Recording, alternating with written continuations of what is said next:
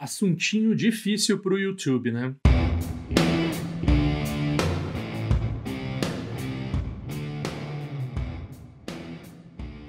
Embora eu não esteja sendo monetizado ainda, e o YouTube fica violento com o algoritmo dele, com relação aos assuntos que a gente toca, quando a gente ganha dinheiro, né? Mesmo porque o problema maior é os publicitários não querem ter, né, o seu nome associado com essa coisa toda esses conteúdos meio desagradáveis, né? Vamos dizer assim. Então, mas como assim um conteúdo de literatura vai ser desagradável, né? Claro que um conteúdo de literatura vai ser um conteúdo totalmente agradável. Só não vai ser agradável para esse meu público, né? Eu tava pensando também, nossa, Pinheiro, daí você faz um negócio sobre computador lá, sobre música, sobre budismo, e quando você vê, você cai nessa toca de coelho aí de literatura, Lolita, né? Que livro, pra quê? Né? Que eu tenho a minha versão aqui, anotada, né? Comentada por um dos alunos do Nabokov. E eu preciso dizer que eu tomei primeiro contato com... Bom, primeiro eu vou dizer por que eu tô falando. Tô falando isso por causa desse podcast, que é muito importante, muito interessante. Foi bem revelador para mim sobre vários aspectos. E é feito por uma moça, não sei o nome dela, mas ela é muito boa. Tem um episódio, o último episódio é meio fraco. É ok, mas perto dos outros ele é meio fraco. Né? E é longo, isso aqui tem vários episódios de bastante tempo. Assim. Quantos episódios são? Deixa eu ver aqui. Bom, enfim, acho que é 8 ou 10 episódios, né? E ela entrevista pessoas, ela fala sobre o impacto na cultura, fala das adaptações, ela fala do livro, ela fala da história do Nabokov, ela dá uma aula, é profundo o negócio mesmo, né? Então eu estava ouvindo esse podcast há alguns meses, talvez no mês passado, um tempo atrás, e daí, né, vou fazer o meu corte aqui pro Lolita do Kubrick, que foi o que me apresentou essa situação toda aí, né? Então, que é um filme que eu gosto, mas essa moça também, eu já sabia que tinha uns problemas, né? Eu posso pensar a respeito. Mas... 1776. O filme do Adrian Lyne, que é muito pior, Ano da independência. tem inteiro, acho que no YouTube. Se a pessoa dá uma procurada, mas enfim, se a pessoa não sabe piratear ou o que for, né? Mas enfim. Aí, esse é o filme do Kubrick. O filme do Kubrick, embora ele tenha tido... Ela fala tudo sobre isso, né? Embora o filme do Kubrick tenha tido... seja roteirizado com a ajuda do próprio Kubrick, ao que parece, o Kubrick também entrou numa onda. Então eu vou explicar por que tem esse problema com esse conteúdo desse livro... né, desse livro sobre a Dolores, né? Ela faz muita ênfase, essa moça do podcast, ela faz muita ênfase de chamar, porque a vítima é a Dolores, né? E o livro, ele é escrito, ele é altamente... As pessoas pensam que é um romance erótico, que é uma história que tem assim, um elemento de amor e tal, da parte principalmente do Humphrey, que é aquele que cometeu o crime, que está no... Eu não posso usar a palavra exata que designa o crime dele, porque isso o senhor algoritmo não gosta disso, né? Então a gente tem que se autocensurar e falar de formas... Né? Você tem que me entender o que eu tô falando, né? Bom, a gente tá falando de Lolita, né? Então tem uma pessoa que é mais velha, tem uma pessoa que é mais nova, bem mais nova, né? No filme ela é bem mais velha do que na novela, no livro. Então tem um crime acontecendo ali, só que a gente só tem, né, o que é o aspecto famoso dessa obra de literatura, a gente só tem essa questão desse narrador extremamente charmoso, extremamente culto, sofisticado e extremamente enganoso, né? Então as pessoas... um pouco assim, às vezes, quando eu vejo no budismo tibetano, quando a gente fala umas coisas assim que não pode falar abertamente, e daí ninguém entende. A gente tá falando assim, dando a entrelinha, dando a dizer, vendo que a pessoa pesca, assim. As pessoas não têm a menor sofisticação. Então, a maioria das pessoas fez...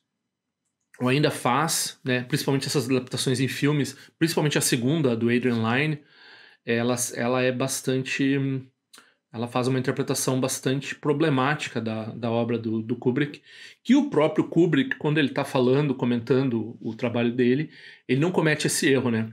Embora ele tenha se envolvido com a produção do Kubrick, e a produção do Kubrick, ela porque é difícil realmente, né? Então, a produção do Kubrick, é difícil tu fazer uma coisa audiovisual que, na verdade, tu tá falando de um ponto de vista, no livro, do ponto de vista só da pessoa que tá envolvida, não só no engano de quem ele tá falando, né? O livro eles falam frame, é enquadrado, né? O livro é enquadrado, tem um dispositivo literário que chama enquadramento, né? Então o livro é enquadrado com ele fazendo o relato para os psiquiatras dele dentro da instituição logo antes dele cometer suicídio, né?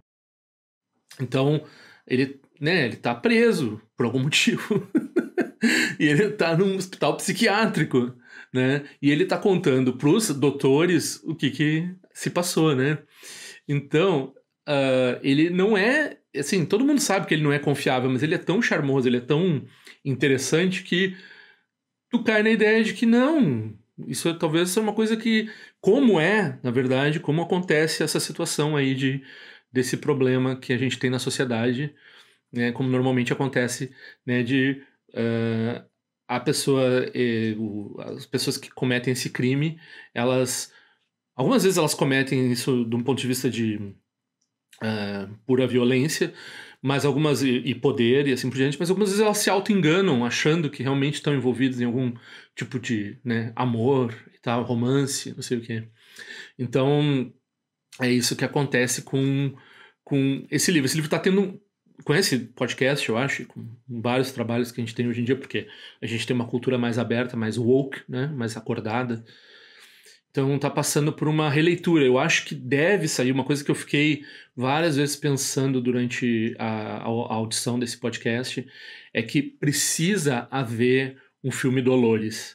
Precisa haver um filme do ponto de vista oposto ao ponto de vista que o Kubrick, que o Nabokov relatou e que, né, nem o Kubrick nem o Adrian Lyne conseguiram. Claro, por que eles são problemáticos, o filme do Kubrick e o filme do Adrian Lyne?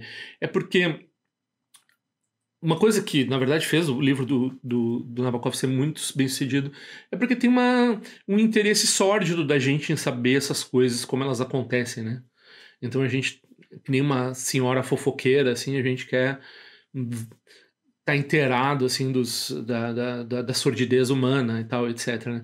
E, ao mesmo tempo, tinha um interesse, assim, meio, né, dessa parcela do meu tipo, assim, homem branco, mais velho, assim, de ter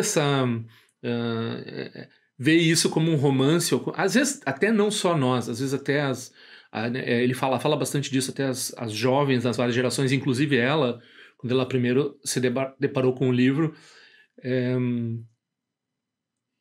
então, por isso que tem essa assimetria, na verdade, né? Então, por exemplo, a Dolores, ela podia ter algum interesse no Humphrey, que é natural da idade dela, ou ela podia não ser virgem, como, sei lá, o filme exalta essa... Ah, enfim, né? Tinha essa questão, ela não era, né? Ela tinha 12 anos, mas enfim, né? Enfim.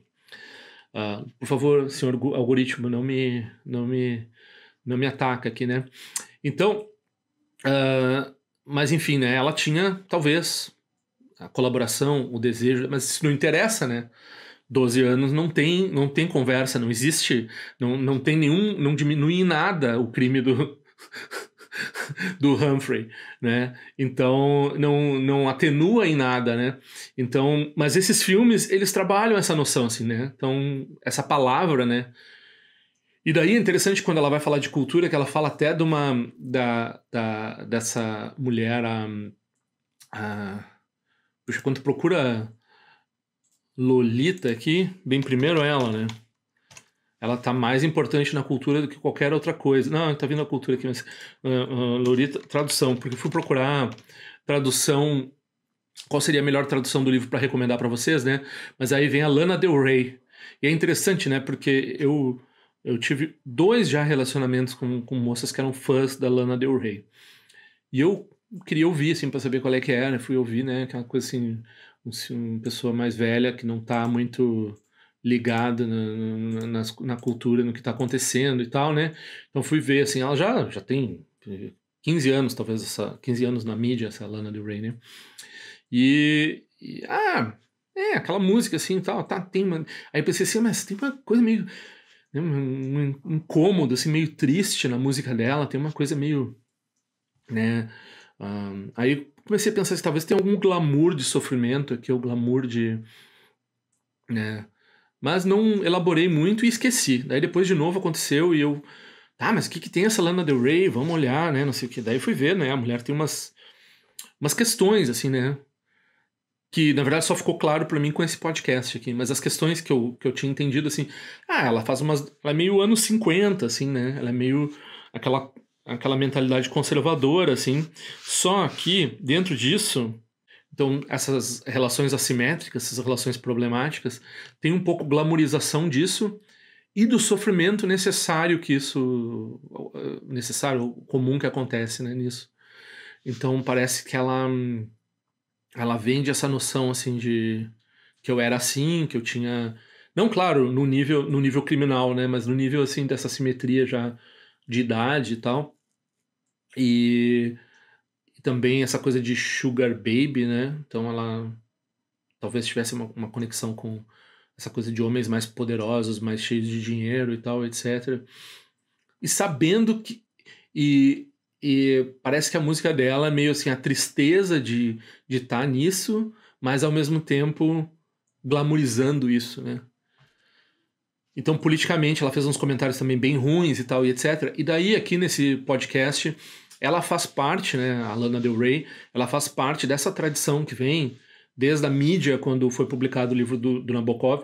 Algo que beneficiou muito o livro do Nabokov, que é esse aspecto sensacionalista da história, né, esse aspecto que faz a gente querer ser fofoqueiro da história e tal, etc.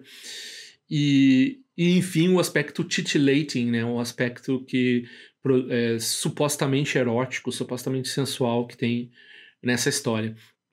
E daí esses dois elementos, junto um com o outro, é o que promoveram muito o livro dele e que fizeram o livro ser adaptado para o filme. E o filme trabalha com essa... Mesmo sendo um filme, né, 1965, o que dava para fazer num filme com esse tema em 1965? Mas tinha a erotização, tinha esses elementos, não é tanto quanto se pensa no livro. Eles existem um pouco no livro, mas eles existem como? Eles existem na mente da pessoa que está lá presa. A pessoa que está lá, né, no manicômio judicial, passando por um processo porque ele cometeu um assassinato, além, né, do crime de natureza, dessa natureza aí que não pode falar no YouTube, né? Assassinato pode, mas essa natureza aí não pode falar, né? Mas enfim, ele tava lá, né, nessa situação, preso e tudo, e contando essa história. E claro que na mente dele, porque ele erotizava, né? Ele é um narrador não confiável, ele podia erotizar. Agora que o filme erotize, não como um narrador não confiável, mas como não, aí a figura da Lolita, que é parte desse processo de vitimização dela, se torna culturalmente, né? Isso é muito bem explicado no podcast dela. Se torna culturalmente, ela continua por 65 anos a ser vitimizada. Claro, ela é um personagem fictício. Ela é baseada numa história real, mas ela é um personagem fictício. Sim, tem inúmeras histórias reais que são desse tipo, mas ela continua sendo a vítima, continua tendo culpa do que aconteceu, porque ela estava participando, ela estava sendo assim interessante, se mostrando interessante ou interessada pro padrasto, né? Ele, não sei se vocês conhecem a história do livro, mas enfim, ele casa com a mãe da moça, da menina, e daí a mãe morre num acidente, assim, que em algumas adaptações dá para entender que, né, ele participou, mas pelo menos ele regozijou com isso, porque ele não era nem um pouco interessado na mãe. No mínimo, ele ganhou a guarda, né, da criança, sem muito interesse na mulher que ele tinha realmente casado, que faleceu e tal. Faleceu de uma maneira trágica, assim. E é um detalhe, porque, claro, é um detalhe na narrativa dele, porque ele é o narrador, né? Então ele que manda na narração e tal, e assim por diante. Aí a pessoa pode pensar, por que, né, se escolheu... Bom, acho que a escolha do Nabokov é interessante. Eu vejo uma problematização no Nabokov porque ele participou desses processos depois, né? Mesmo porque ele estava sendo promovido culturalmente dessa forma. E ele se desculpava, mas ele se desculpava de uma forma meio Oscar Wilde. Então, eu vejo também um problema que chama esteticismo.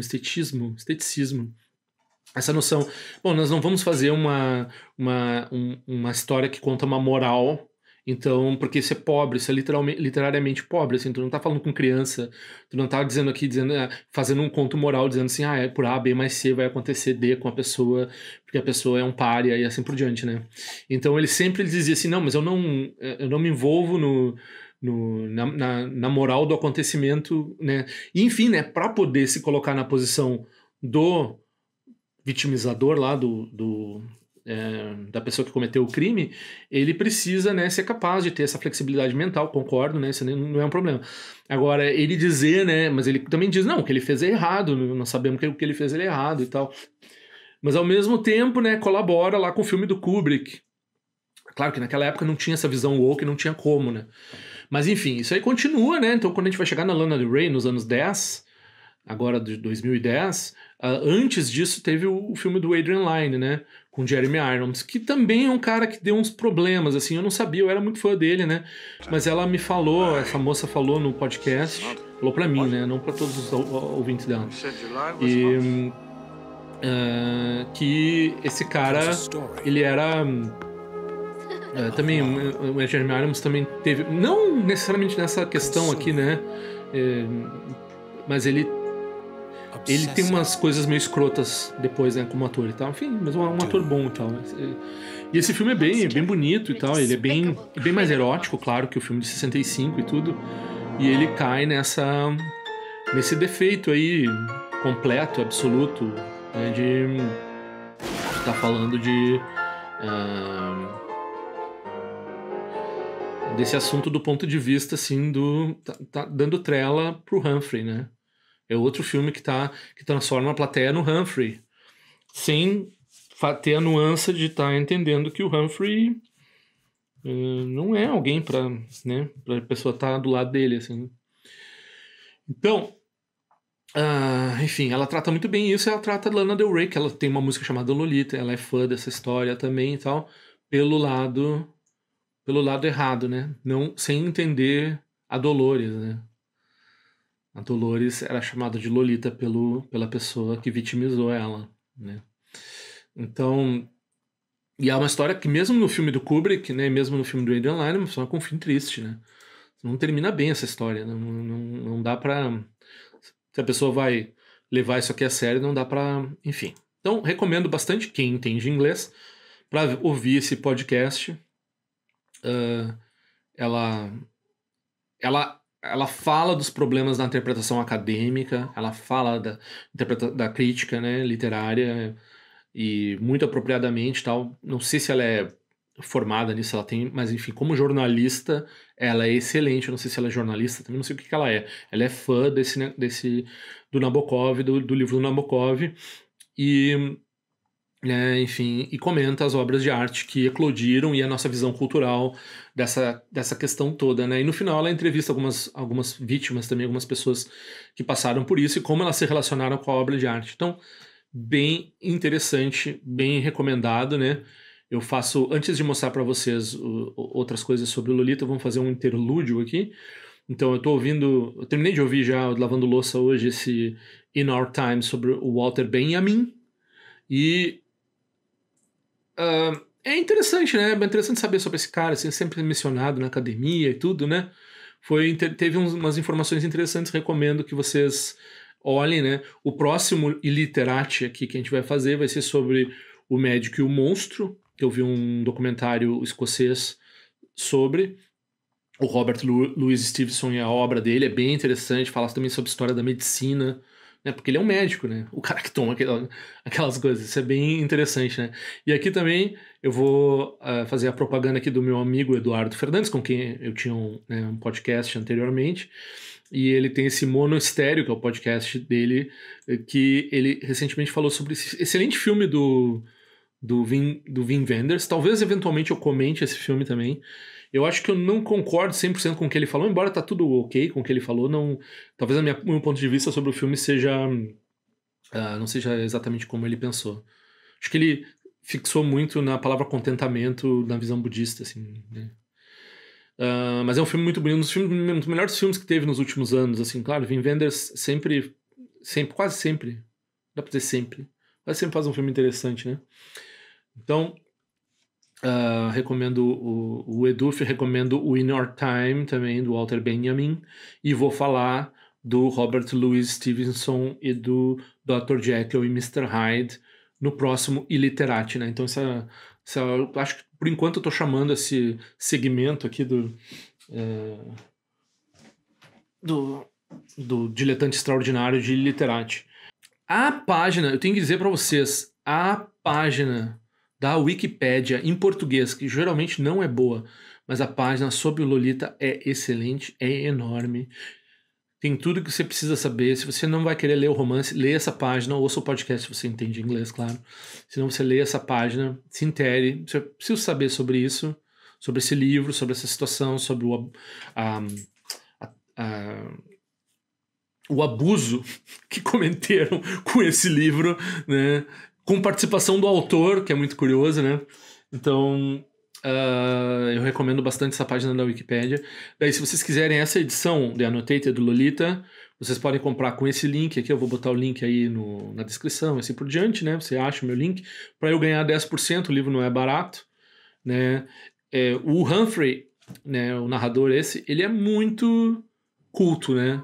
E ele faz muitas referências. E esse cara consultou referência por referência com o próprio Nabokov.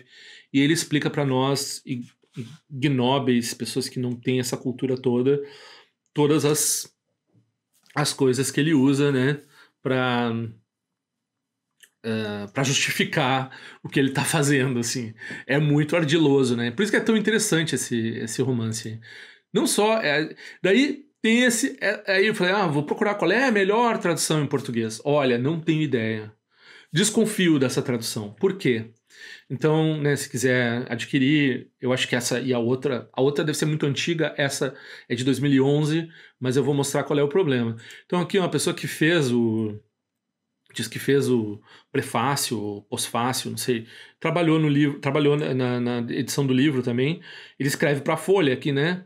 E para a Folha aqui ele diz assim, uma palavra tão bonita, no caso, ninfolepsia, né? Ou seja, enfim, né? Essa era a especialidade do Nabokov, o estilo malicioso, sensual, agasalhando a crueldade humana, mantido por Sérgio Flaskman na nova versão. Então teve essa outra tradução do Jório Dauster, então essa tradução aqui do Sérgio... nesse mundo onde os pervertidos acreditam ser poetas, o esteticismo é um pecado mortal de enorme prazer. Então, né, o cara tá tentando ser o Nabokov aqui, ele tá querendo dizer assim, olha só, você pode... tirar o seu prazerzinho sórdido aqui de participar disso, tanto eroticamente ou como uma senhora fofoqueira que está horrorizada com o que está acontecendo. Mas esse é o problema do esteticismo, né? O esteticismo que o Nabokov realmente subscrevia, né? Então talvez esteja correta a tradução aqui. Por outro lado, não parece que ele fala aqui que... não parece que esse pessoal aqui não estava ciente da Dolores, assim, né? Que ela aparece, né? Segundo a moça lá, ela aparece no livro às vezes. Assim. Agora imagina se fizerem um filme adaptando do ponto de vista da Dolores, né? Ia ser bem interessante. Um filme, eu não sei, talvez já tenha um livro, alguma coisa assim, né? Bom, enfim. Pelo que eu li aqui na Folha, vou linkar esse artigo também, eu acho que eles fazem parte dessa mistificação do Nabokov, que o Nabokov também fez parte, né, na mídia, com relação a esse livro, assim. Então, claro, a gente não precisa fazer um anacronismo de projetar uma coisa woke lá no Lolita e tal, mas hoje em dia a gente precisa problematizar no sentido, eu acho que a moça é muito apropriada nisso, no sentido de como a cultura apropriou esse livro, né? Esse livro foi vendido com base nessas questões que eu mencionei, e os filmes que foram baseados nesse livro foram vendidos dessa forma também. O que faz parte dessa ironia estética aí do Nabokov, então, em certo sentido, é coerente com o que ele está fazendo. Por outro lado, ou a Lana Del Rey, né, que não é nem irônica, mas que glamoriza isso e tal, etc. É algo que tem que prestar atenção, é algo que tem que estar atento, esse negócio aqui. Isso aqui não é... o jeito que isso foi consumido pela cultura, mesmo, né, a gente pega as pessoas sem sofisticação, bem ruim, com sofisticação também deu problema. Então vamos ver, né? Então era isso, né? Eu acho que essa recomendação fica, né? Quem não leu, leia, quem não viu, veja, quem não ouviu, ouça e se informe e participe desse interesse cultural aqui em torno dessa questão. E o Nabokov... Não, eu queria falar mais sobre o Oscar Wilde, o Nabokov e o esteticismo. Então, enfim, né? O Oscar Wilde entrou num processo legal lá com relação ao problema dele, entre aspas, na época, né? Enfim, era um problema. Era a homossexualidade. E ele foi processado por isso. Mas ele teve várias oportunidades de escapar desse processo, né? Ele era casado, a mulher dele passou por uma humilhação pública também, assim por diante. Mas ele resolveu levar as últimas consequências desse processo, não assim como uma pessoa que estava levantando a causa uma causa queer naquela época, né? Ele estava fazendo isso um pouco por um orgulho intelectual e um pouco por um processo de auto-engano, eu acho, porque o argumento dele é que ele tinha amor homoerótico, assim, homoafetivo, né? Ele tinha uma questão homoafetiva, mas ele não cometia o crime lá, que naquela época era crime na Inglaterra, a sodomia, né? Só que daí, sei lá, encontraram os recibos das saunas que ele ia e etc, né? Não era poucas vezes, não era com poucos rapazes, né? Então ele não conseguiu escapar de uma condenação e ele ficou doente na cadeia, né? A cadeia não tinha uma condição muito boa de saúde. Então foi muito ruim para ele. Isso eu associo um pouco a esse falta de norte moral no que ele está fazendo, que é muito bonito. Eu acho muito interessante o Oscar Wilde, pelas colocações que ele faz e pela literatura dele, eu acho bem interessante. Mas eu acho que o esteticismo tem esse problema aí, tem essa desvinculação moral. Óbvio, se tu vai contar uma história para moralizar as pessoas, é pobre, não é bom. Mas se tu vai dizer assim, não, estou totalmente separado da moral e a minha obra de arte ela não se envolve com a moral e etc, né? Aí o que acontece, né? Como eu tava falando no outro vídeo, os fascistas se apropriam, né? Quem que vai pegar a obra para fazer uso, né? Quem é que vai acabar com a vida? O que vai acontecer com a mulher do cara? O que vai acontecer com a sociedade lá que prendeu né? Ele não precisava ter... Enfim, também recomendo o filme com o Stephen Fry, né? E um jovem...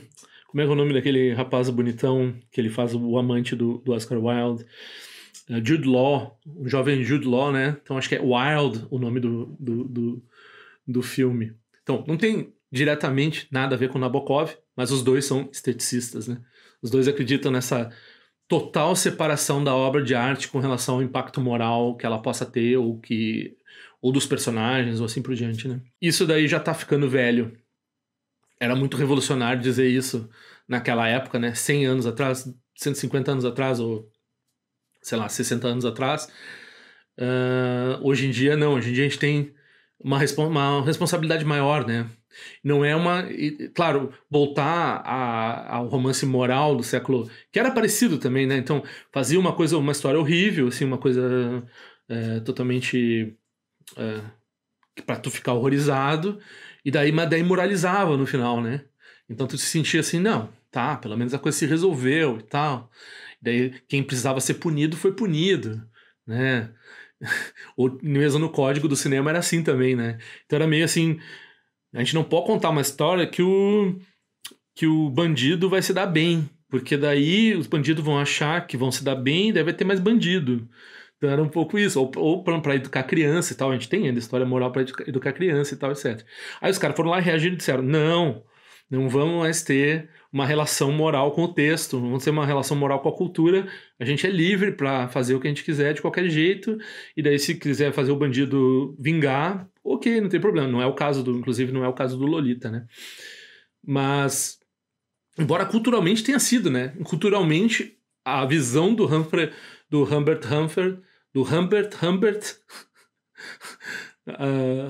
Humbert. Por que eu penso que é Humphrey o nome do cara? Humbert. Daí, enfim, a visão dele prevaleceu na cultura e ainda prevalece, né? Se a gente for ver, tem as duas visões, né? Tá aqui né, para ser polêmico aqui, na última eleição, talvez o pivô usado, né, para vencer foi esse aspecto do candidato, né? Então falaram que o que ele teria dito sobre umas meninas que teria olhado para ele, não sei o que, não sei o que. E daí, espertamente, né, a gente usou a pânico moral, a indignação moral com relação corretamente, né, mesmo porque, né, tinha que tirar esse cara do poder mesmo, né. Mas é tudo um golpe meio baixo, né? Dos dois lados. Eles estão concorrendo. Se você vai para baixo, eu vou mais baixo ainda. Né? É um pouco isso. Então dá para entender esses esteticistas, mas também não dá para cooptar, não dá para ser cooptado por eles, né? Vamos parar de falar. Nós nos vemos na prática do Dharma. Até aqui também nós vamos ver na prática do Dharma. Muzimbo, não desconecta as coisas, cara.